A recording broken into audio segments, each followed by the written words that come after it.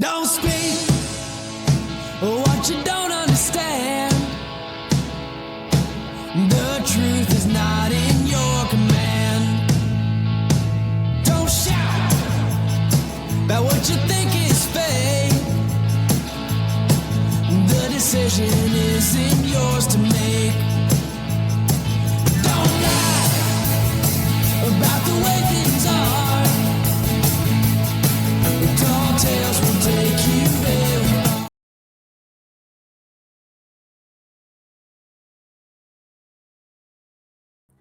Hey everyone, it's Marianne from the New York City Organization of Public Service Retirees. Today is Friday. It is May 15th and we have a lot to cover, so I'm going to put all of this up front. I want to do the Q&A at the end like I usually do, but I want to give you as much information as I possibly can right here in the beginning. Okay, so yesterday there was a Municipal Labor Committee vote, and in that vote there was a choice between Benny Bascio from Corrections, and there was another candidate was Jim Brozzi from the Fire Officers Association. You know from the beginning that we supported the Fire Officers Association, and there's a lot of reasons for that. The fire officers, Jim Brozzi, is intelligent. He is an officer. He is educated. He's not a yes man. He's an independent thinker. And it's important, I guess, in my opinion, and I hope all of yours, that you don't have a yes man, because the last thing the Municipal Labor Committee needs, because it's full of yes men, is another yes man.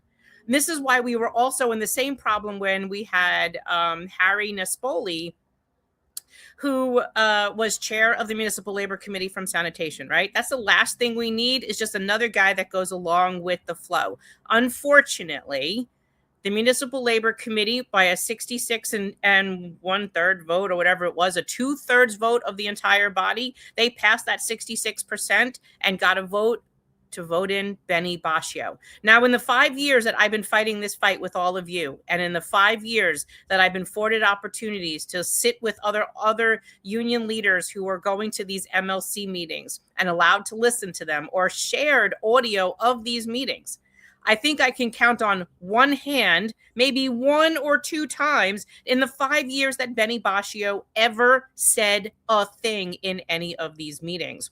However, you heard Jim Brozzi and you heard me advocate for this, that Jim was frustrated over the NYC EPPO plan, because what did it do is that they left the civilian unions, left behind the Widows and Children's Fund, and did not fund their welfare fund benefits, while doing all of their hanky-panky and doing what they did and leaving that unfunded at a cost of $3 million a year, a pittance in the grand scheme of things, especially when you look at New York City healthcare program cost the city about $9 billion.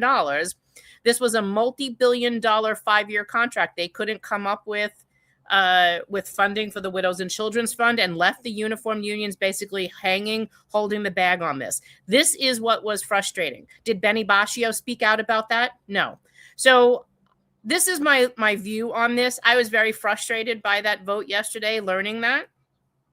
However, my warning is there will be another election come September, and we are going to get behind Jim Brozzi again. And I'm hoping that he does decide to throw his hat in the race one more time. That will be the big election. So right now, Henry Garrido is the acting chair. There is no chair. Then they're supposed to have officer elections. Hopefully they do all of that. And hopefully Jim decides to run again, or another officer uniformed union decides to run as well.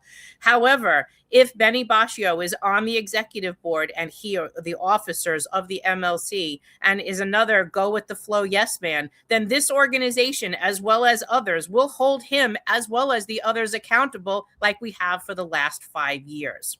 So that is all I have to say about that. I am gravely disappointed that 66, and that means that the UFT and DC 37 one more time came out together to vote in unison, because they wanted someone they can control. They don't want an independent, intelligent thinker like Jim Brozzi.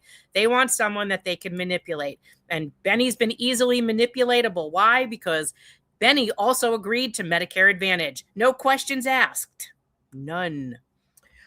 So the other COBA issue I have, Some of you have started to email us about COBA. If you are a corrections officer and you are Medicare eligible, we got a few emails, and there was someone came up on our video last week talking about problems that they were having with the Medicare Advantage, with the Medicare, shame on me, with the Medicare drug plan that their COBA union had offered. So if you are one of those corrections officers people, and you are on a plan, let me see if I find my notes, called like Imperex. If you are on Imperex and you are not on Humana, that means you are not on the Medicare plan. So I'm going to give you this phone number. Grab your pens, because if you are Medicare eligible and in corrections, you need to be on the right drug plan if the drug plan you are on is not working for you. So you are to call the benefits manager known as Retiree First, and you're going to dial 718-285-9102. That's 718-285-9102. This is if you are a corrections officer, Medicare eligible retiree. If you are in Imperex and you are not in a Humana Medicare Part D plan and you are having trouble in the plan you are in, that is who you need to call. Okay, that also brings me to the next drug plan problem many of our retirees are having. So if you are a DEA Medicare eligible retiree and you are having problems with your drug plan, we need to hear from you. So please email us at the organization. Our website is scrolling up there at the top, retirees@nycretirees.org. Please let us know if you are having trouble, and we will make sure that we kind of help you with that situation. What we're finding is that their plan as well is not a Part D plan. They say it's a creditable Part D plan, but it is not a true Medicare Part D. And what that's doing is you're not getting their preventative medication. You're not getting the vaccinations. You're not, there's a maximum cap on your benefits, and there's no maximum out of pocket. So if you are on the DEA, Detectives Endowment Association Medicare drug plan from that union, we want to hear from you if you're having trouble, because we were just speaking with a retiree today and she's having problems. So we need to figure out how many more of you are having these issues. This is what happened when like a year ago, if you remember, William Shenton and a bunch of others were having issues with the 237 plan, the CWA retirees. And then we started advocating for all of you who were on those drug plans that those plans weren't working. And we insisted that the plans are not creditable. We made them look. And of course, they didn't want to talk to us, and almost a year went by, and we just kept the pressure on that those plans were not considered creditable, even though they were sending you out messages saying that they were. And of course, what happened? Well, come January, it was learned that Local 237 and CWA 1180 had to get rid of the plans that they had and move their retirees into a Medicare Part D plan. So we were right the entire time. You will not, as long as this organization is alive and I still have breath in my lungs, you will not get taken advantage of. Trust me. Our organization is going to make sure that someone is advocating for you and shining a big, gigantic spotlight on whatever bullshit someone's trying to pull over your eyes. Okay. Irma, if you are an Irma retiree, meaning you are paying more than the basic Medicare Part B, which in 2025, did you just see that little birdie? That looked like a hummingbird. Oh, it's just a bird. So Medicare Part D, Medicare Part B, as in Bravo, if you were paying more than $185 per month in 2025, and if you don't know, then you have to look either on your Medicare website, go onto medicare.gov and look for your premiums, or look at your tax return, because you got an SSA form that showed how much you spent on Medicare, how much came out of your Social Security check. So please check if you paid more than $185 a month last year in 2025. You are eligible for an IRMA, Income Related Medicare Adjustment Amount reimbursement. And you need to go to the OLR website and download that form, send in your documentation so that you get your reimbursement. That form has been up now like almost 2 weeks. Okay, moving right along. I did that one. Pension. let's talk about pension. Thank you, Carol. That Newsmax interview came like last minute, and they emailed the organization, and Bob called me and said, hey, listen, you got a request to be on Newsmax. And actually, I don't know if I opened it up, but I did drop the full length video into YouTube. You guys can go back and look at it later. And Greg Kelly's father, his Ray Kelly, former police commissioner, like that could not have been any better.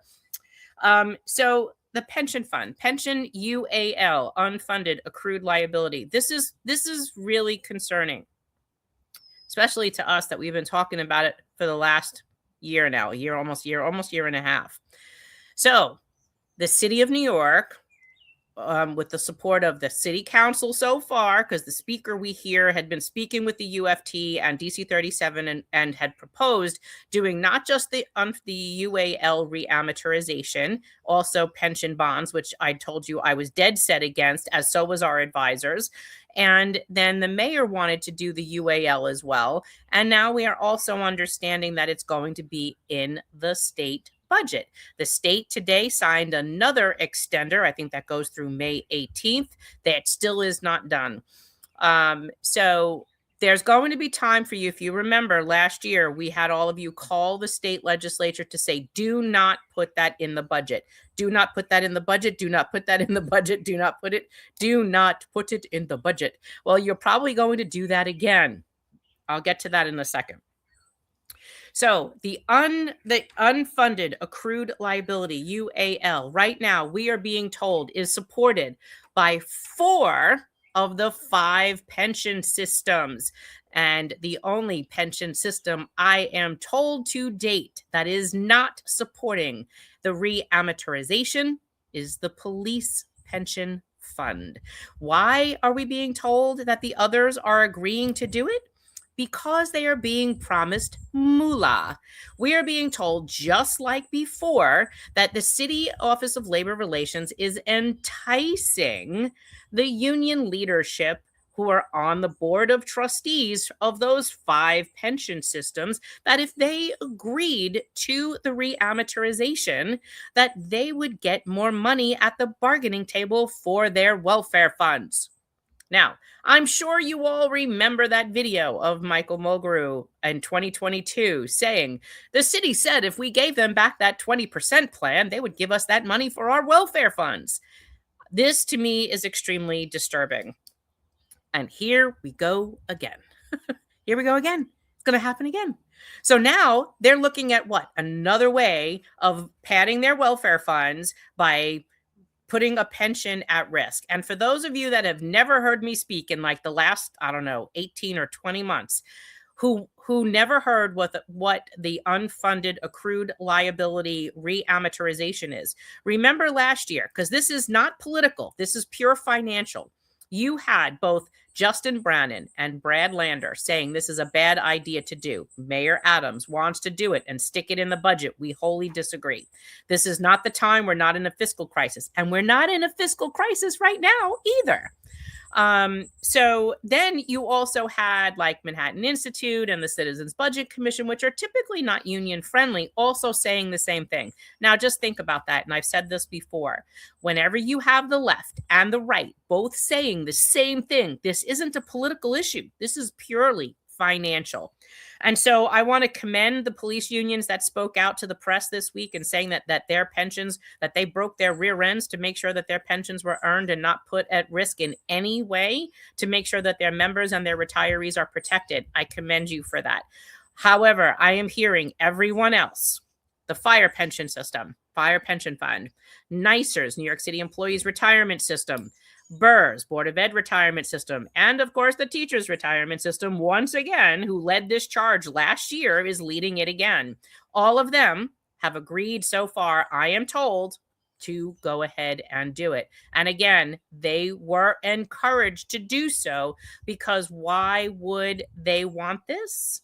Well, if they can help reduce what the city has to spend, it frees up more cash. Why would unions want more cash? Well, of course they'd want more cash, because then there's collective bargaining and there's raises and there's welfare funds and there's bills that they want to get done, and they're trying to help fund the tier 6 fix so that the governor would actually do it. So all of those things, they're great, wonderful things, but it shouldn't be at the expense of your pension, because what's going to happen is, yes, the city is obligated by law to pay that pension. And you've heard me say that a million times. Oh yeah, they'll pay the pension, but then they're coming after your wallet.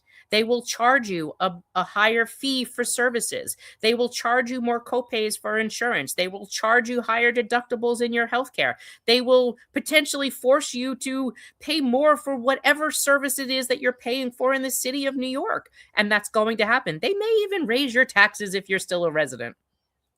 However, where I'm focused is where they're going to start charging us more premium or more deductibles, higher deductibles in our healthcare, because that was another scheme that the MLC constantly did. And I've also told you the current MLC is still trying to raise the deductible charged to Medicare eligible retirees to that equal almost of what Medicare is. So today, your deductible for senior care is $50. The MLC is having conversations to make that $300.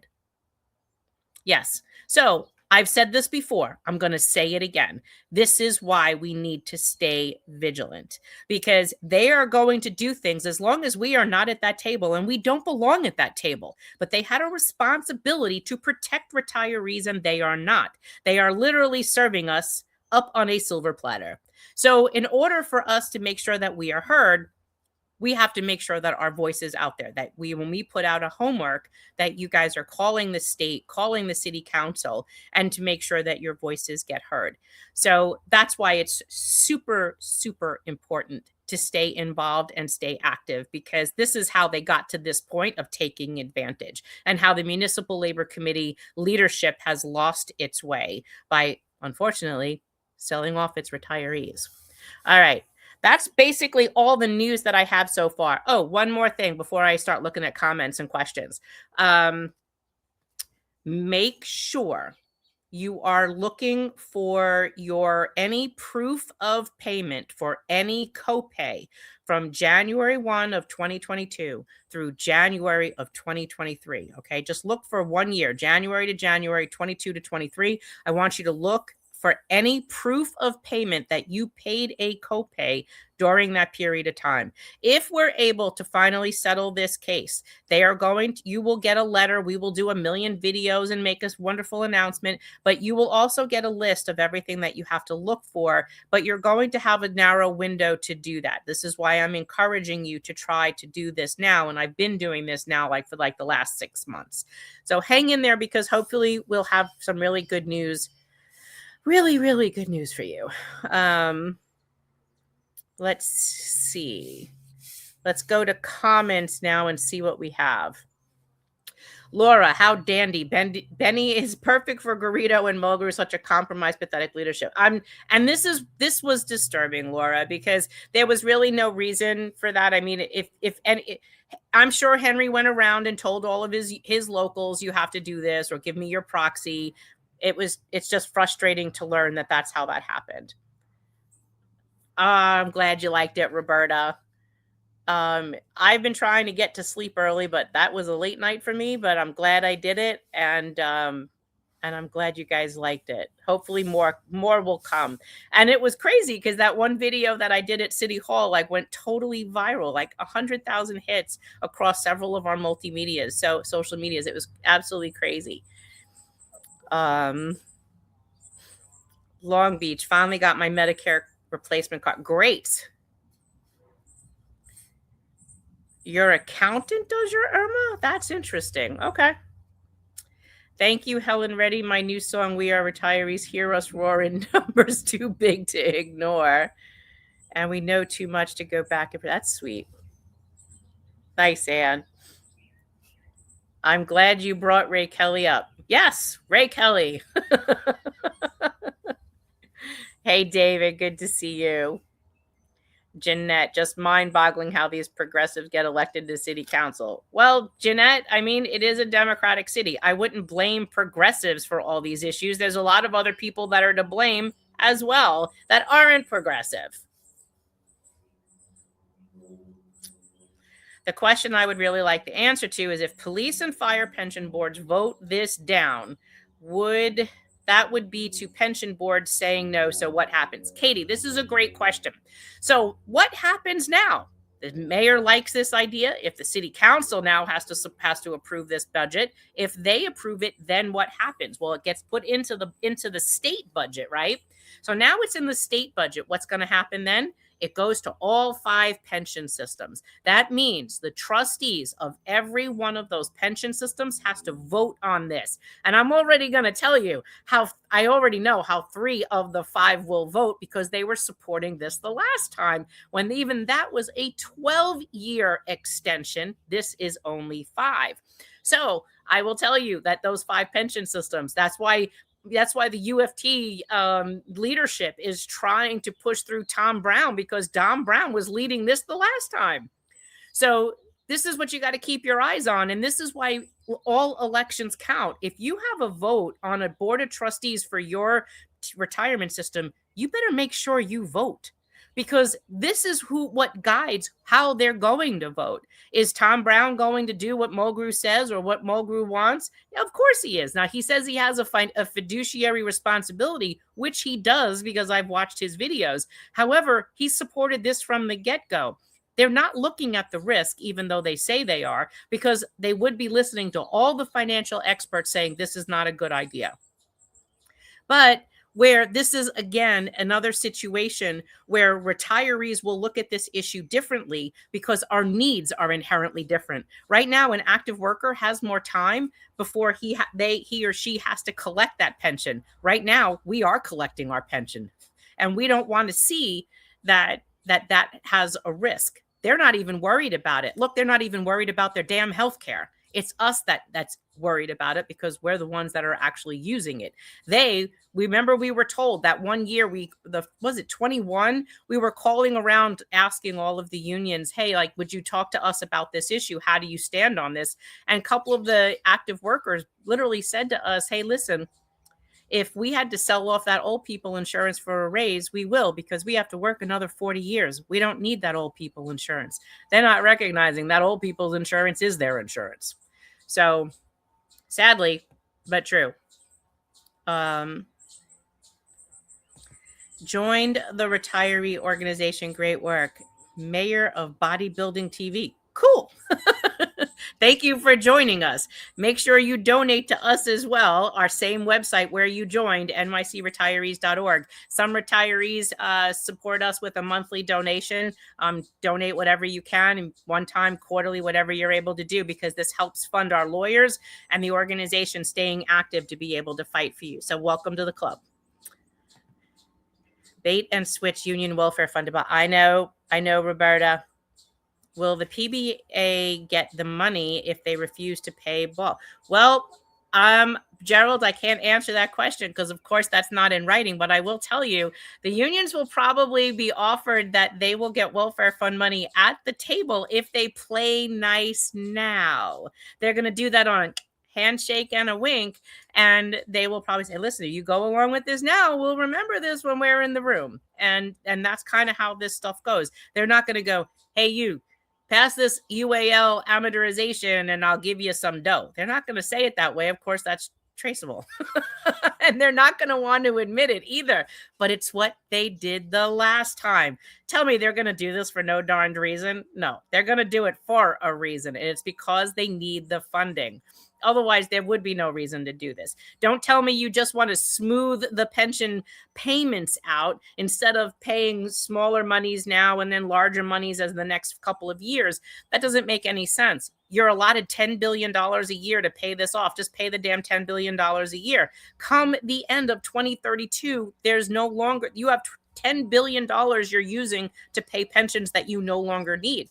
That's when I had said to Brad in the video last year, where you saw I played it the last time, that couldn't we use part of that money to fund the retiree health benefit trust? So whenever there truly is a fiscal crisis, they don't look to cut retiree benefits or pass more costs on to us on fixed incomes, that they actually have the funding to tie us over until things calm down. That's the smart thing to do. But then again, no, the mayor still hasn't answered my call, but we're still working on the channels that we were guided to follow, and hopefully that happens. If not, we're looking at making some protests, and you guys will eventually, because now the weather's warm and it's nice out, be joining us really soon. So hang tight. You never know what'll happen. Can we go after fiduciary duty issues regarding the pension plans? We could ask for a TRO. Those of us in each pension plan could potentially bring a class action lawsuit. Well, I don't know about that, but I can ask. With police out, it won't make the 2.29 billion. So where's the money going to come from? I have no idea, but they did give it like a window. And of course, they're not making that part of the details public. After the mayor did his press conference on Tuesday, he held a private technical meeting that was not open to, it was open to the reporters, but it wasn't live streamed or recorded. So there was no real way of knowing how that would happen. And I don't like that because that's not transparent either. But if you're not in that room, again, you don't have the details. So I can't answer that question.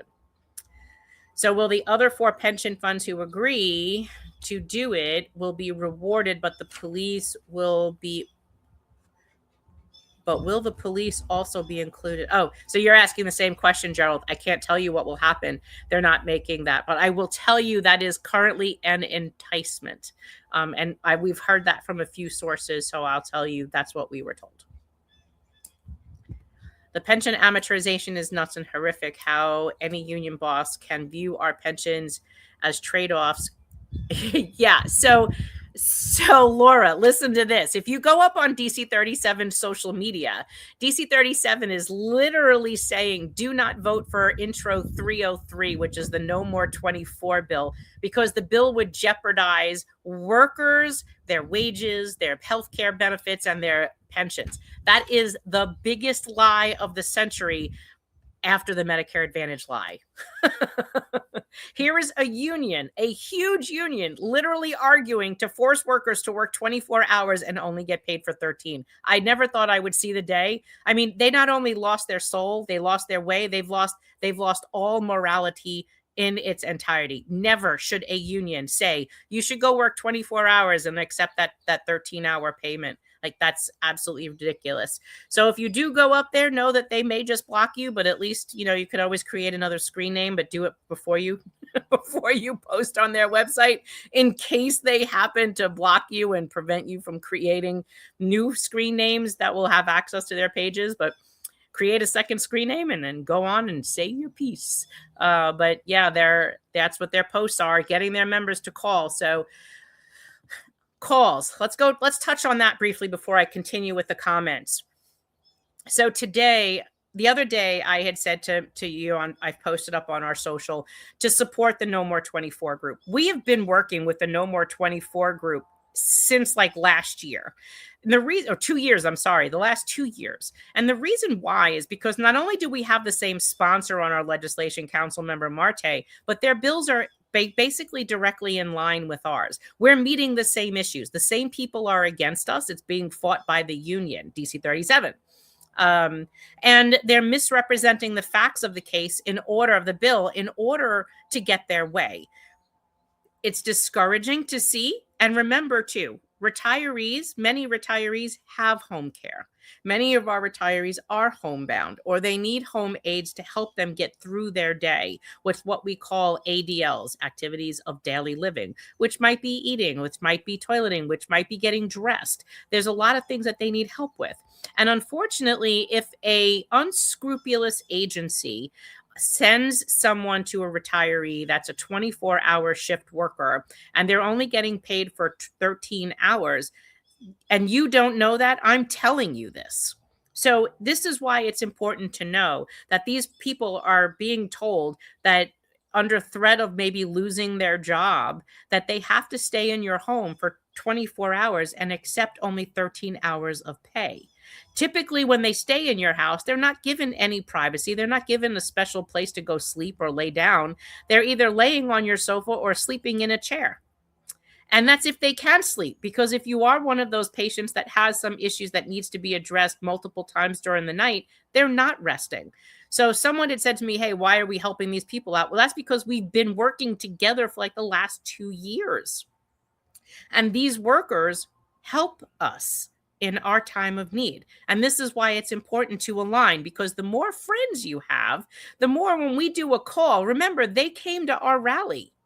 That's why we post their information or their rallies and tell you to go out. So the other day, we posted up a thing that said, please call City Council, the Labor and Labor Committee, and please let them know that you support this bill, that these are also people that help our retirees, and that we understand those issues, and we want the bill to pass, the original bill.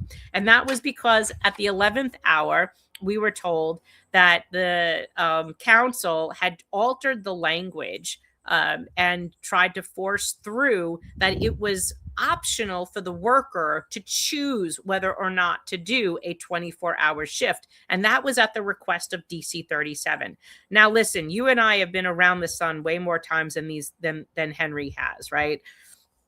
The problem with that, and you and I could also relate to this, is that there have been times when we've been at work when management would have coerced us to do what they wanted to, even in violation of our contract, or under threat of being penalized, or under threat of maybe being given a crappy assignment or forced on a shift you didn't want to work. You're going to do this. Well, you don't think by giving the option to work 24 hours that option would be at the option of you losing your job. I mean, come on. So that's why I said to you, please make those phone calls and do that.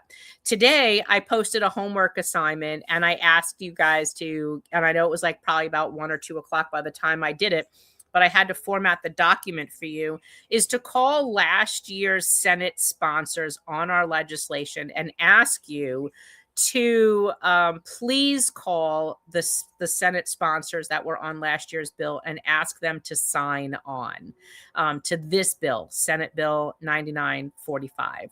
So if you're going to continue the advocacy is to not, let's say not do the pension amortization. Please tell your legislators you don't want to do the pension amortization in the state budget. And then you want to tell them, please support our legislation 9945. I'm going to ask you to do these in 2 separate calls. So not to do them both in the same call. For some reason, we're being told that senators and assembly members can't juggle 2 messages. So I'm going to ask you, based on guidance, if you're going to give them messages that you don't want them to do the pension amortization in the budget and you want them to support our Senate Bill 9945, please do that in 2 separate emails and 2 separate phone calls. So that way your one message gets through to them in the best way possible, and that message is focused on one issue.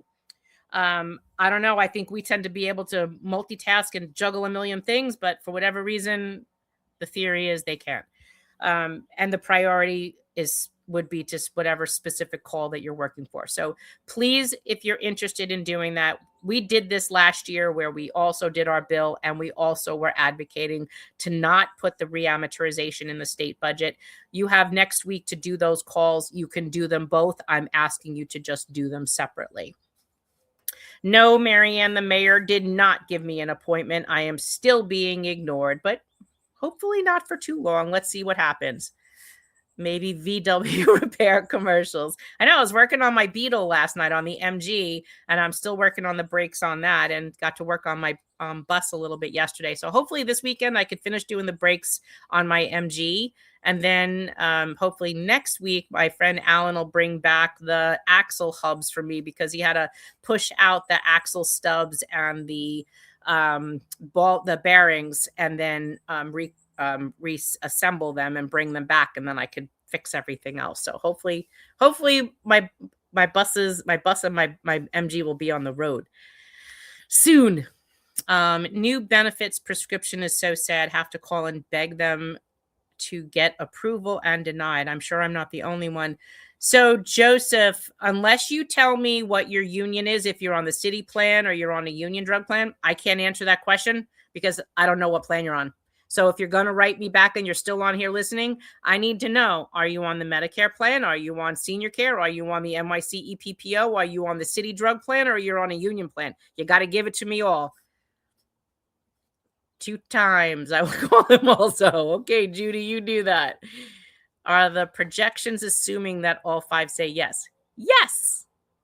Yes. Because I think the quid pro quo was that sweet that they would. But I will tell you, I'm at least being told one system is not. Marianne, you should put out a cutout picture of the mayor sticking out of your bushes, waving at everyone. Okay, I might try that. I might actually bring the stand up to City Hall when I come back on the 27th. I'll start carrying. Has anyone seen him? I'll let you know how that works. And if I do it, I'll let you know. Yeah, that's great. Mulgrew and Unity Leadership did everything to get Tom Brown, their chosen lackey, to win UFT's TRS election. Daniel Alisea wrote about so many violations. So did Tom Brown get reelected, Laura? I don't know. I hadn't been following that. I spoke with a trustee from the police pension fund. He said he would never vote yes on this pension funding by the city to be delayed a later date. Thank you, Dan. I hope you're doing well. Hello, Barbara. Good to see you. Is the 2.29 billion? Yes, I think I answered that. Yes, I believe. Yes, all 5.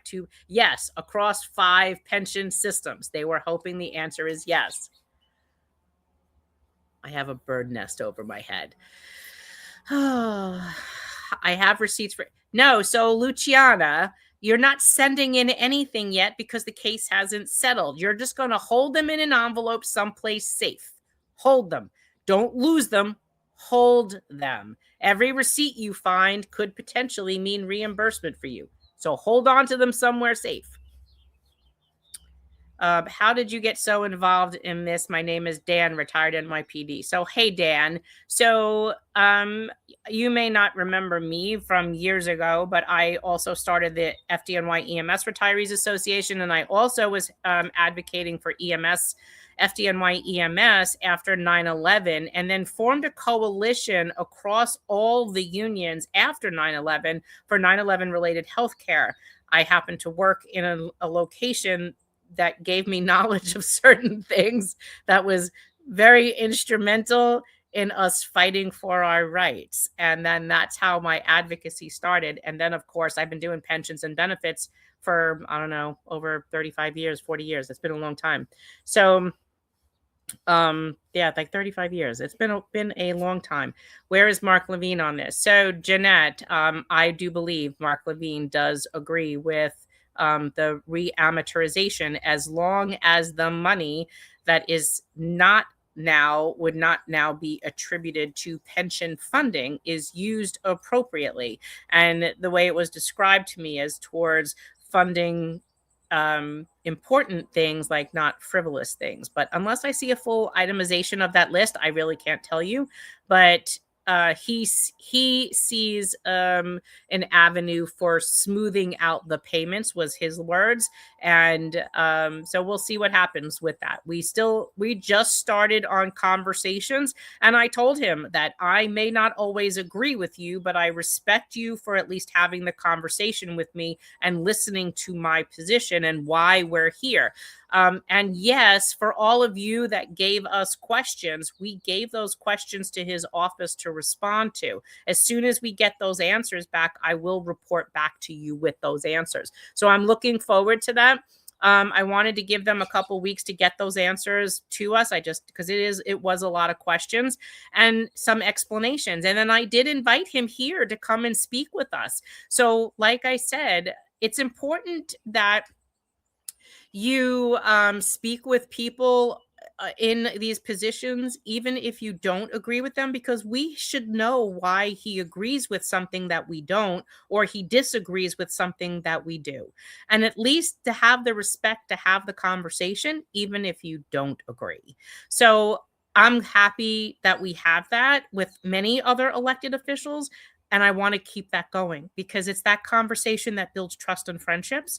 And they don't always have to agree with me. Like, look, I've been honest with you guys about Jim Brosey from the fire officers. He doesn't always agree with me. And he doesn't always talk to me. He almost never talks to me, to be quite honest with you. And I wished he would. If he's listening to this, just answer my text message, damn it. But it does show you that at least I know they're listening or they're reading, even if they don't respond. And I know Jim does. He may not respond to me, but at least my point of view is getting across, whether he agrees with me or not. And as well as the other elected officials, it would be nice to have a conversation because I think we've proven ourselves time and time again that we can have that intellectual conversation and be a presence to be seen and heard, even if we don't have a vote or a say on what's happening. But we should have a say, especially if people are making decisions that will be thrust upon us that may not impact us the way they think it will, like the decisions that have been made over the last 10 years. So let's see what happens with that. Any word on our city council action? So I'm assuming you're meaning our bill. I'm going to ask for one more week. So stay tuned. Mary Ann, how are retirees affected? I'm not quite sure what the full question was. If you were talking about the pension reamortization, so your pension will always be funded because by law, the state constitution, Article 5, Section 7 requires it to be funded. However, if they have to pay pension, which they do, and there's not enough money, they're going to reallocate it from somewhere else. And if they need to make more money, they will do something else. Perfect example, the mayor's budget. So he decided he's going to attach an additional tax to homeowners in the state of New York whose New York homes are over $5 million and this is their second residence. So that's an additional income source he's raising. Don't think they won't look to come after you to raise money because the MLC has done it every time your copays have increased or your deductibles. And we've shown you those documents. So this is why I'm saying to you, pay attention, because yes, they will fund your pension, but you as the retiree will get your pension, but they're going to take it back out of your wallet this time by increased copays, increased deductibles. If you're a resident of the city, they will increase fees or for services that you are currently paying. So they are going to find another way to get the money back that they are giving you because they have to make money somewhere else. Has Randy Weingarten said anything about this? No.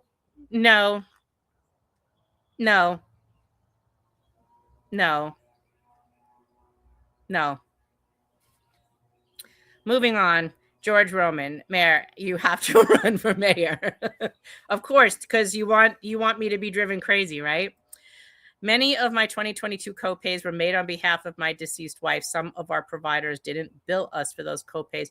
So, William, those are entitled to be reimbursed. I want you to put everything together. Keep it all. They were copays from 2022. I don't think it matters. And there's a process for that kind of a situation to be mitigated if that time comes. So I want you to hold all of that together. It doesn't matter when they were paid. You just have to show proof of payment.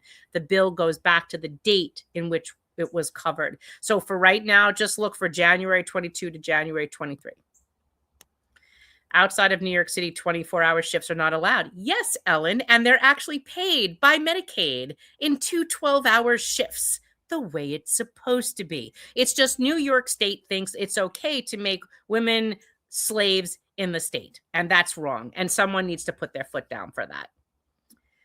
Mary Ann, you're doing an amazing job as you poke Mayor Mamdani in your upbeat and imaginative way at having him hear you out. Can't believe there are some who want you to tone it down. Oh, yeah. Well, they wanted me to tone down a long time ago. I was like, we've been rather effective and we're going to stay that way. Does the mayor meet with anyone regarding the retirees? No. Remember when our unions actually cared for retirees, they supported the passage of the Medicare Act. Yes, in 1966, AFL-CIO worked, George Meany, who was also the Plumbers Local 1, for any of you plumbers, and and supported the Medicare Act. It was labor and Martin Luther King that helped pass that act in 1965. Medicare Medicaid Act was one of the greatest civil rights achievements in healthcare. And unfortunately, labor doesn't know their history. Do you know why New York City is going after pension amortization while ignoring the stock transfer tax rebate? William, great question, William. So you heard me on my radio show this past week have a guest on speaking about the stock transfer tax. On Monday, May 25th, I will have Assembly Member Phil Steck on our show, on my Monday radio show, to talk about for a full hour. He's going to educate all of you on everything stock transfer. So get ready, buckle up. It's going to be a great show. We're going to have him talk about its history, why they're doing it, why they did it, why they stopped it, who implemented it, and why we should be bringing it back again. And then what you can do to help him, because he has a bill to bring that tax back in the assembly. Can Mamdani recoup the money for de Blasio? I have no idea. Great idea, Marianne. Mine was on last year, and I already called him. That's great. Are we supporting Walden's new group? I honestly don't know. I don't think I've seen a new group. I did 35 treatments of radiation in 22 to 23. I have a paper trail. Okay. I'm going to try to get a group to Zoom with my Senator Jack Martins. Wonderful. These home attendants should not be used as slaves. It's beyond belief that union leaders are not fighting this, and Garrido hopes they keep getting abused. And that, to me, is the most abhorrent thing. When I saw those Facebook posts and Instagram posts yesterday and today, even Michelle Keller and I were talking about it the other day. She said, you got to look at this. They're posting about this. This is frustrating to watch, that our own former union is advocating for people to work twice the amount of hours and only getting paid for half. It's absolutely deplorable. Yeah, it's because they have program filters for emails that they don't want to. Yep. I also need to look at class action suit. When are you planning a PAC so we can use that money to buy ad time? So, Carol, we do have a separate link that we had started. And I don't know if I have it handy to be able. Oh, here it is. Hold on. So many of you were frustrated that the United Federation of Teachers and DC 37 were collecting money to use against us when we proved that they were lobbying against our legislation. Let me jump on over to Instagram just to check there, because I've forgotten you guys. Do I see any questions? No questions. Okay. So I'm going to drop this in the chats right now. This is the link for like your COPE or People's, your political action. This is separate from your other donation, but these are usually smaller incremental payments that you would do on a monthly basis or whatever. You set up how you want to give it. It's not a formal PAC, but this is what we've allocated, where if you just want to do this, because many people don't want to do this, they don't care what we're lobbying for, although they should, because we're literally trying to get your bill passed in two separate jurisdictions, the city and the state. And this would definitely help us do that, because we have a lobbyist, we have attorneys, we have a tax lawyer, the bookkeeper. Like, the organization's got to keep functioning. And this is how we started to do some of that to help offset some of that cost. The advertising, this could also do that, but I do want to tell you, when you see those full page glossy ads, like in the Daily News or the New York Post or wherever you read, those ads typically run about $20,000. So I need you to understand what this looks like. In order to take a full page ad in the paper, 20 grand runs once. So this is why we haven't been doing that. And maybe if I did say this to you sooner, maybe you guys would have known what those expenses are, but it was something that we discounted right away because we didn't want to spend $20,000 doing something like that.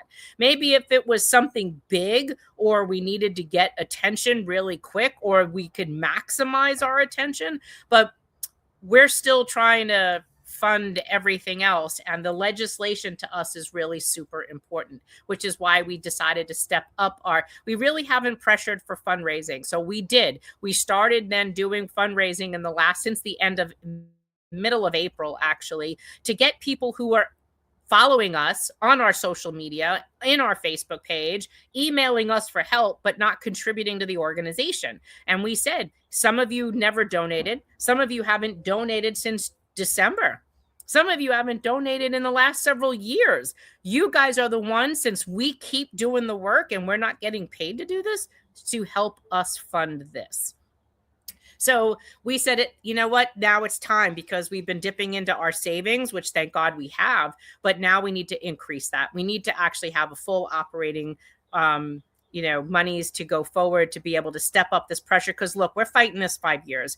We're all getting tired. We need to pass this bill, and we need to make sure that we have good people working with us in order to get these bills passed and out of the way, so that we could actually have a party and freaking relax and celebrate for everything of all of our sweat equity that we put into this. So this is why we started up fundraising again, to boost up those coffers. We need to bring our income up to just about $100,000 a month to be able to fund everything: the lawyers, the litigation, the bookkeeper, the lobbyist, all of this. So, and then remember, I mean, there's still compliance that we have to do, because we're doing all of this, that all of that has to be done as well. We have to report the political work that we're doing, or the lobbying work that we're doing. And then if you don't do it, they send you a nasty gram and fines. So it's really important that you stay on top of this, because it is a lot. I mean, look, we're literally functioning like a full-fledged union. So there is the link. I did drop it in the chat, and please go to that if you want to make this. This is what we're saying would be allocated towards political action, specifically designated to that. Everything else goes towards the operation of the organization. So, but thank you for asking, Carol. We will look to do a class action suit if there is something litigatable on that, because the copay case was a class action, and that will help benefit each and every one of you if we can finally close that case. And the PAC would definitely be helped. We try to do the op-eds, which are free. We try to do interviews or profile information and get our information out there that way. That way we don't have to pay for the ads, which is why you're always seeing me write. But we'll look to see if we could do something pretty grand if we decide to spend to do that. I suggest that all of us in the city Part D prescription plan seriously considering leaving her for 27. So several of you have asked me about if you're on a Medicare Part D plan. So I don't know. I know Matthew had asked me about this question like once before. If any of you who are on an outside Medicare Part D plan and you're happy with that plan, or you have problems with the outside Medicare Part D plan, drop those comments. You don't need to give your drug issues, just generic. Just give us a generic issue or just a general support that the plan is great, because we've advocated a long time, like Ellen says here, that the Medicare Part D plans on the Medicare marketplace are usually a $0 premium a month, or average about $45 a month, versus the city plan, which is an expanse plan. However, it's $180 a month, which is ridiculous. And they don't give you an option to either take the full plan or not. So it's prudent to look outside. So for those of you that did take our guidance last fall and did opt to go into a Medicare Part D plan on the marketplace, let us know if it's a yay or a nay. Let us know in the comments below, so that when people go back and look at this segment, they will actually see that. Mondani's deputy mayor worked for de Blasio. I have no idea. How is it possible that union leaders who used to advocate for worker and civil rights have become so lost? I used to take courses at DC 37 given by the College of New Rochelle, classes about women in unions, bread and roses. What the heck happened? I'm going to tell you what happened, Roberta.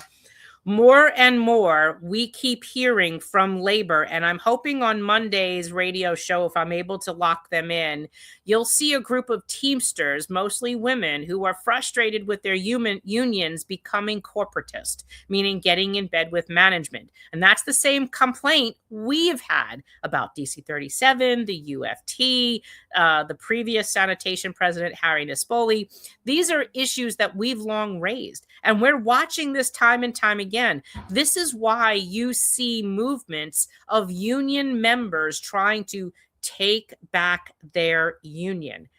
It's because of that you'll hear Henry Garrido say, we've partnered with management. No, you didn't partner with them. You literally got in bed with them at the expense of your retirees or your members.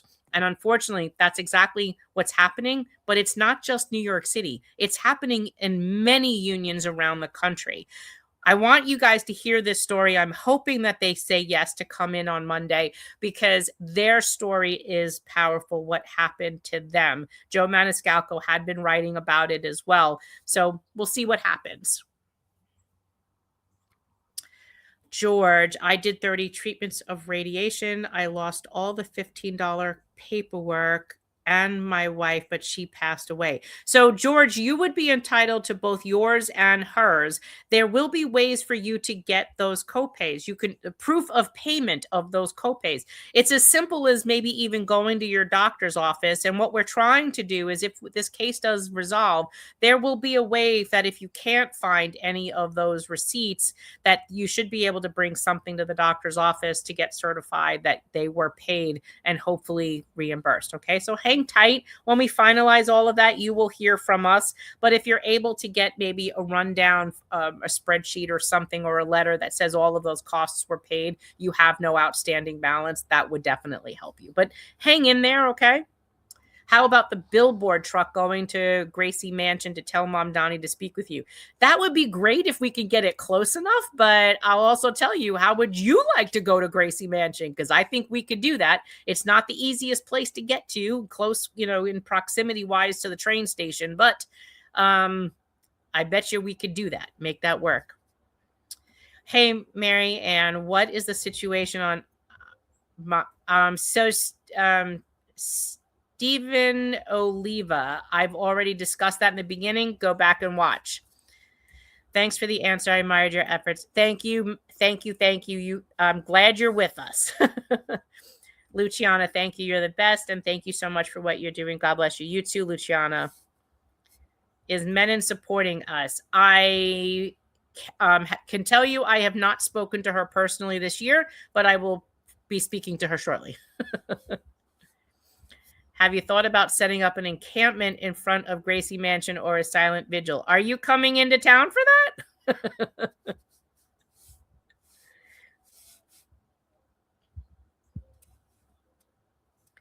Is there a corresponding bill in the Assembly? According to Senator Palumbo, there is none, and with only 3 weeks left in this session, looking bad.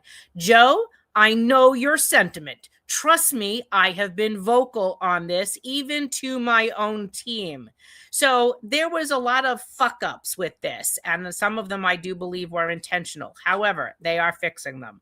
There is an Assembly bill. However, it does need to be transferred, renumbered, and then hopefully you get this. I can't tell you what will happen with this state bill this year. It's just been one thing after another. And no, I know you are absolutely 100% correct on this issue.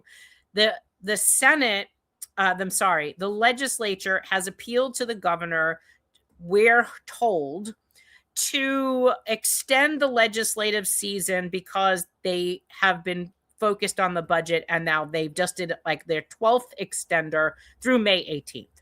So if they're able to finalize this budget, the theory is that they will extend the legislative season or try to push as many of these bills into the budget. But if they don't fix all the screw ups in our bill first, it's not going to make it anywhere this year. But do not worry about that, because we will bring the damn thing back. And then we'll just focus on the city council bill, which hopefully gets introduced between June and July.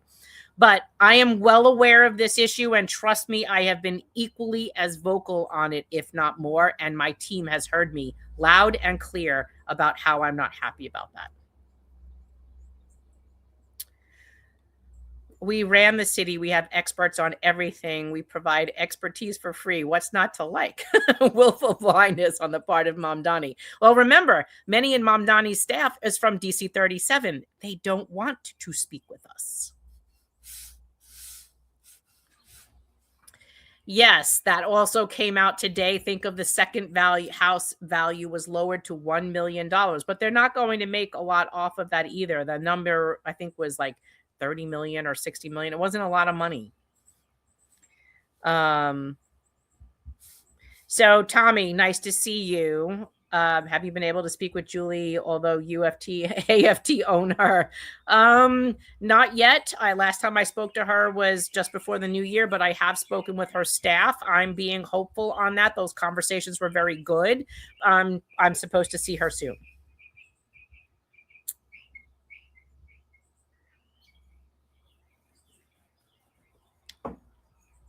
Okay. Yes, I'm aware. During January 22 to 23, I was under a catastrophic claim and already got reimbursed for the copay, so I'm not refiling because that would be fraud. What, if anything, have you heard from those retirees who switched from the New York City drug plan to a private? So, Evelyn, I did ask for that. I'm going to try to make my way down there to see if any people have said that. Thanks, Anne-Marie. My copays were reimbursed by my union, CWA 1180. Do you still want those receipts? I am not asking for your receipts, but I would tell you to at least hold on to them to see if anything in the paperwork would exclude you from that.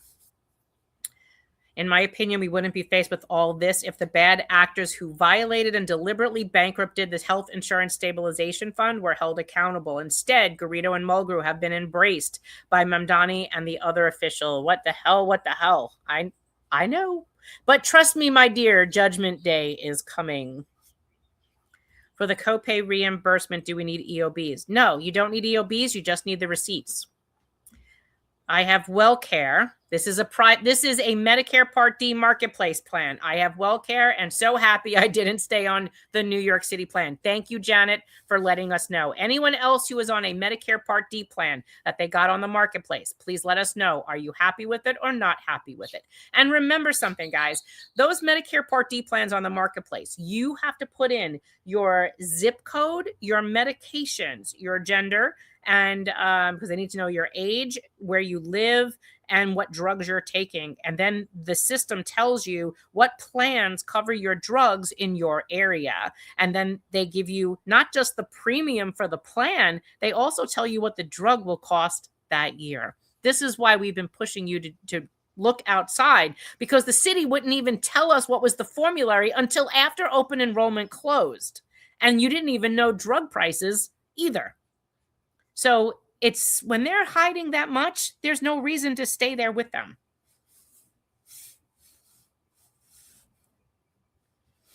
I do monthly contributions. Thank you, Ellen. I appreciate you. Advertising on the truck seems to give us the biggest bang for the buck. Yes, it does. Okay, I will put that on my to-do list to tell the board next week I want to do the truck, and I will put the truck outside Gracie Mansion. I will do that. I promise you I will do that. Medicare has its problems. I've been denied claims. I don't qualify for Medicaid. I still pick Medicare over Medicare Advantage, but it isn't easy to file an appeal. So I don't know why you're getting denied $1,000. I don't know why you're getting denied scans. If if you could email us at the organization above, Susan, tell us what situation you're running into. Also let us know what plan you are on, because I have never heard someone getting denied a scan on Medicare Senior Care. Never. I have never heard that. UFT's TRS election, I don't believe the results came out yet. Okay, thank you. Maybe before helping anyone, check to see if they donated. RA is now collecting dues. Well, there's an election coming up, Carol. They're trying to build up their coffers because they think they're going to beat ABC. And with RA having completely ignored us since January of 25, there's really no reason to work with anyone in RA, unless, of course, they want to. Now, they'll go around running around saying, we support you, but they don't do anything. They've never come to a rally. They don't donate to the organization. They don't help us out when we do anything. They didn't come to Albany with us. They make one excuse after the other. So I'm not considering RA being a supporter of New York City retirees. They may be supporters of a whole bunch of other political issues, just not ours. And definitely not on the one that they ran on that we helped get them elected for. When are you starting the fundraising? Oh, Marianne, we started fundraising the second week of April. So just go up to the website that's trailing at the top above my head, and you can donate right there. Literally, when you get to that screen, it'll say like, become a member, donate to the organization, sign up for emails if you weren't getting them. And you can make all your choices right there. Log into the portal, because this way you control when you donate, how much you donate. If your card was jeopardized and you need to change your payment method, you need to change your credit card, you log in, you can fix that. So it puts all the control in your hands when you do that. Please do it. Absolutely important. Marianne and the board draw no salaries, by the way. Same with volunteers. We have done, yes, we have. All of our moderators too, our team on our Facebook pages that moderate and answer your questions. No one here gets paid. Nobody. For all the work that we do, all the social media that we create, all the videos you see, I do sitting here late at night. None of us get paid to do this. Weren't we going to get a letter to post for fundraising? Oh, you want me to make like a fundraising flyer? Okay. I'm sorry. If I did say I would do that, I'll put that on my to-do list. Fundraising flyer. Very good. And I know I had something else to say. Our fundraising total so far was $59,418. Let's see what we could do to get that up to at least $100,000 for the month. So we're at $59,418. So we want at least a minimum of $100,000 a month. That's why we were trying to boost it up like in small increments so that, people didn't like see this big goal and think it's unattainable. So do it the best that you can. I'm not looking to, squeeze more people who've been loyal and supporting. This is really the call out. Look, for all the years that we've been fighting this, we have proved time and time again of all the success that we've had, and we've become a force in this city for doing this. This is why it's important for retirees who are not supporting us to actually contribute, not just benefit from our work. So if that's one of you, look, every Friday I'm here for over an hour. Every single Friday. On Mondays, I do that radio show to also expand our reach. Every Monday, they're an hour. And that doesn't just take me an hour. I have to book people, interview them, talk to them, prep for that show. If I do news clips, I have to clip those. This is time investment. And then we're meeting with the lawyers. We're meeting with politicians. We're putting things together to share with everybody. This takes time to do. So all of us do this for free. You see the moderators on our Facebook page, they're doing this for free. They answer all your questions. Whenever you have Irma questions, Medicare B questions, questions for your drug plan, issues with your former union, we help you with that. Issues with OLR, issues with Social Security, we help you with that. But no one gets paid to do it. So keep that in mind and make sure that you do keep us funded so that we're able to help you going forward. Otherwise, it leaves us all at prey, unfortunately, at the hands of the union that you're no longer in. How can you find out info on other drug plans? So that's really easy. Go to Medicare.gov and there's an option to look at Medicare drug plans. You want a standalone drug plan. Do not get confused and choose Medicare Advantage. You want a Medicare Part D standalone drug plan. And I did a video on this. Go look at our YouTube channel. We did post a video on how to find a Medicare Part D plan. Go to our channel. You can search them. If you still have trouble, email us and we'll help find it for you and email it back to you. But it's really that simple. Go to Medicare.gov. It'll ask you what you want to do. You want to find a drug plan. It'll take you to that page. Then you put in your zip code. You put in your medication. So make sure you have your bottles handy. And it'll tell you what plans are in your zip code that cover your medication. Regarding outside Part D selection judgments, maybe include your geographic region. You absolutely have to include your geographic region. It'll ask you for your zip code, Diane. I went onto a Medicare Part D WellCare Classic PDP. It's $47 a month. And I'm assuming you're happy. To this, private plans have picks in the event you need chemo. My city plan, while I was working UFT, covered chemo for me twice. I don't understand what you're saying, Jeanette. I do not, William. I have not had time to make a new one, but I'm telling you the number, 59,418. My husband and I got out of the city emblem drug rider plan and took a federal Medicare Part D plan, and give it a big yay and you a giant hug. You're welcome. That saved you a lot of money. Gracie Mansion sounds good. Okay, hoorah, there we go. FYI, UFA Ansbro not running for re-election for president. Vice President UFA, VP running for president unopposed. Who's the VP?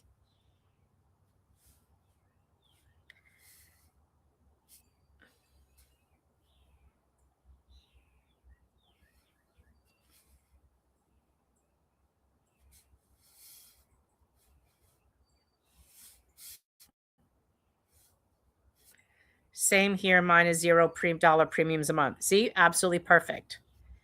Yes, so far there are 5 sponsors. I think 6. There might have been 6 the last I checked on our Senate Bill 9945. That's why if you go to our Facebook page today, and I will do an email, a newsletter.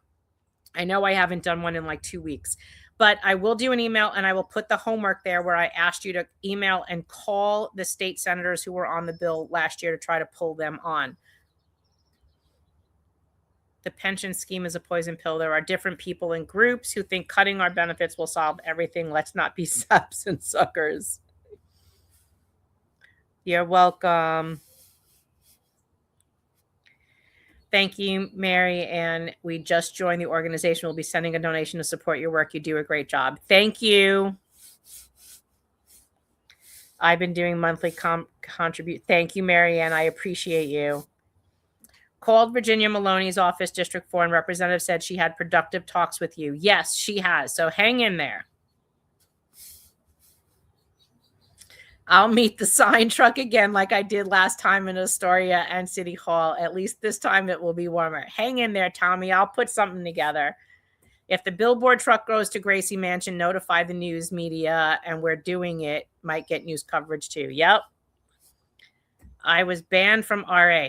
Well, Anne, I want you to know something. You're not alone, sweetheart.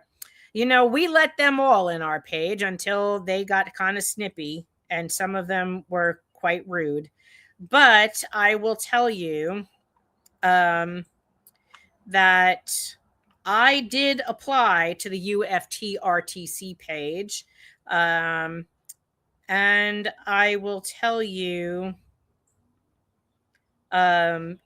they have not let me in either. And I applied to be there, and it was like a year ago, and it was still hanging. Actually, Carol, you also invited me in. I'm seeing that right now while looking at this page, because I knew right where it used to tell me how long ago it was. But Jonathan Hallaby does not let me in that page at all, and I believe he still controls it. So they're not looking for information. They banned you. I consider banning a stripe of honor. So clearly their Facebook page only has 2,600 people. That's about what they had after we helped them get that many people into their page, when they got elected, and it really hasn't grown, and that tells you a lot.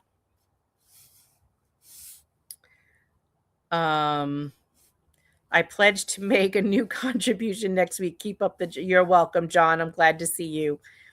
I changed from Emblem last year to a Medicare D with another Medicare plan, and it's less expensive and covers all my medications. Wonderful.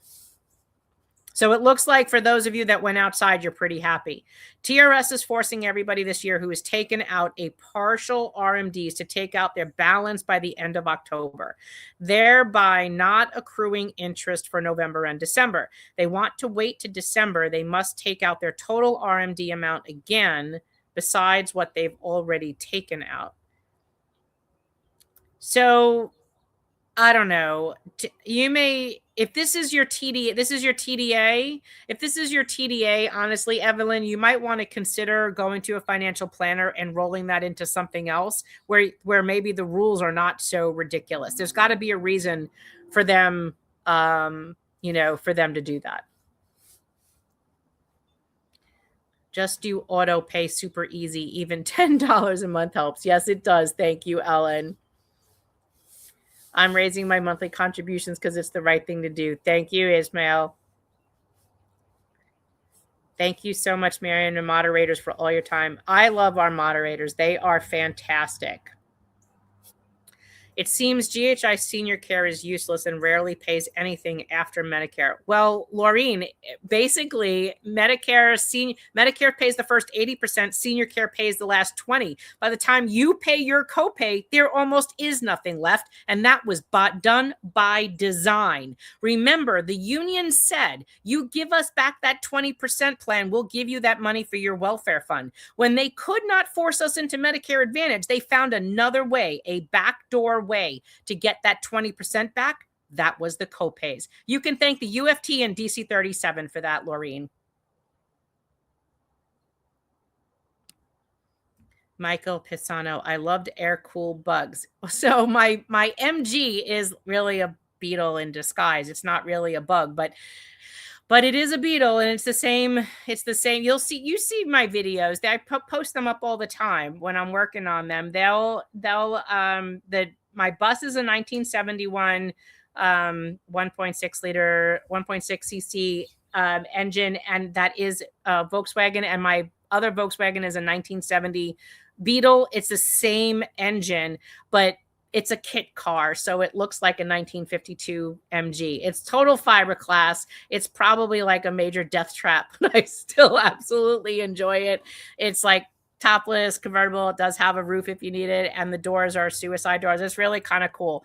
One of our advisors that help us, he has a 1982 Spider, Alfa Romeo Spider, and I was helping him find parts for his car this yesterday morning. It was kind of funny. I missed your answer. Do we need EOBs? No, just copay receipts. EOBs don't prove you paid. It just proves that there was an expense. 212 Rob in B. Thank you, 212 Rob. Tommy Hogan, love you. Everybody loves Tommy. Believe there's no number of sponsors to get the bill passed. It's determined by the number of votes. You need a majority in the state. Mary Ann, we need Scott Lebedo to get us to City Hall. He just loves things like that, and he gets his point across. Have you ever think about it? I don't even know if I know. I don't think I know who he is or how to get in touch with him, but thank you, Mary Ann. Moderators, you're a diamond. You should run for office. I see my husband's GHI senior care is terrible. We pay for almost everything now. And again, Eleni, that was designed by the UFT and DC 37, which will both say the MLC did it, but it would never go anywhere without their 2 votes. So stay tuned, because we're going to be exposing more shit from the MLC. City should tell us how much interest they earn by not paying our Irma reimbursements until a month later. I know. And remember, that's something we want to bring back, is getting that expedited.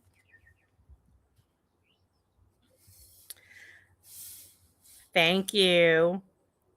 DC 37 local 1930 retirees don't even get Part B reimbursement until autumn and no Irma or spousal benefits. You know, Camille, I know what you'd said this once before, and I ran against this the other day. I think this is disturbing and also should be exposed. I'm going to write this down as well so I don't forget.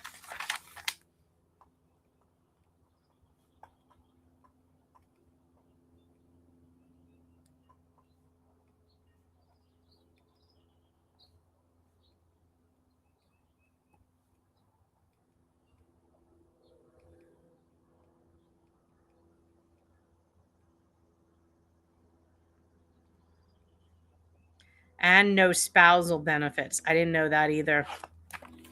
And I don't think there's many unions that are like that, but yeah, this tells me that DC 37 is not doing its job. You explained well how the current New York budget is not like the 75 crisis. It seems New York credit is very good, AA, but instead of borrowing elsewhere, our officials and union leaders are eager to play us for easy negotiations. So in this situation, I would not encourage them to take out a loan to pay down debt. I mean, that's like, using your credit card and keep buying stuff and then keep just refinancing the credit card debt to pay for sneakers you bought 50 years ago. But we are in a better financial position because we do have a bond rating that does allow us to borrow money. Back in the 70s, we didn't have that. There was no money, and we weren't able to borrow money either, and no bank wanted to touch them. I placed check number and amount on EOB. No good. No good. You'd have to provide us with a check number or a photo of the check or your bank statement to show that matches, but you'd have to look for those or ask your bank for those. So start making those inquiries next week and let me know what you find. And I saw that they're only giving us 80% of the Part B. Oh, that's interesting. TRS is saving money by not having to pay interest for November and December. Yeah, I was thinking that when you said it, is that there's a reason for them doing that, and it's most likely to benefit them, not you. My former local has a special agreement with the New York Public Library. Okay. Well, guys, so let me just take a quick check on over at Instagram. So Instagram, I knew he was coming for pensions. Yep, statute of limitations, absolutely. So coming back over. So I'm just here almost an hour and a half. I'm going to call it a night. I have my own homework to do. I'm going to ask you guys over the weekend to please email those senators on the list that I posted on our Facebook page, and I will email them. So if you're not on Facebook, don't worry. I will make sure that you do see them because I will email them out. Make sure you are signed up for our emails. If you have been a never donor or haven't donated since December or before, I'm going to ask you to finally join this organization and help us with this fight. We really want to get this legislation introduced. The first time we introduced a bill was in 2023, and we did it in July. And so we're going to bring that city council bill back, and we're going to do it pretty loudly. We want to get that bill passed this year to make sure that you have instant protection now. And then we want to be able to help pass that state bill, and that will most likely get more work on it next year. I do not see that happening this year with the state of the budget still not being passed. It's their 12th extender, even though they are saying that they would put some of these bills into the budget to get them passed. We still don't have a companion bill on the Senate side, on the Senate bill. So I'm not that hopeful on this state bill for this year, but I have better feelings about the city council bill. Remember, we didn't start that the first time until July. So let's see how that goes. Yes, absolutely, Ellen, for anyone who's not donated, donate. Please join this organization. We have proven ourselves time and again that we have been the only organization that has been championing your protection and have been quite successful at doing it. And we really do hope that in the very near future, we have another really good set of news to bring to you, and our team will appear. So you will see a notice come. If there's breaking news, we will always break in your weekend, your evening, whatever, and let you know what's happening. So I think that's it. Dan, Long Island Shields are running another raffle. With proceeds from that raffle will be sent to your org for the legal fund. Thank you, Dan, and thank them as well. We absolutely appreciate what they're doing. I have, please join. Thank you, Evelyn. Love you too, Laura. So you guys stay healthy, enjoy your weekend. The weather's supposed to be really nice, and take some time to relax and get outside. You will see me on the radio on Monday, and I'm hoping that we'll have the Teamsters groups, that women that are opposing the Teamsters, of what they've been doing to them. So hopefully that'll be Monday. I'm hoping to confirm that in the next couple of hours, so keep your fingers crossed. Otherwise, on the 25th, I do have Phil Steck, Assemblymember Phil Steck, coming on to spend the hour with us on Monday the 25th to talk about the stock transfer tax, which I know several of you on this Friday Live have asked about. So absolutely, make sure that you do hang out with us and watch those shows. Monday, 5 p.m., I will be on WBAI 99.5, and you can live stream that on WBAI.org, and then next Friday here. Enjoy your weekend. Have a great day. I love you guys. Ciao. Don't speak what you don't understand. The truth is not in your command. Don't shout about what you think is fake. The decision isn't yours to make. Don't lie about the way things are. Tall tales will take you very far. Don't stop when they say it's the end. In this life, you know you can't pretend. The days pass by, baby, set in stone. But it's not too late now for you to change your tone. Don't speak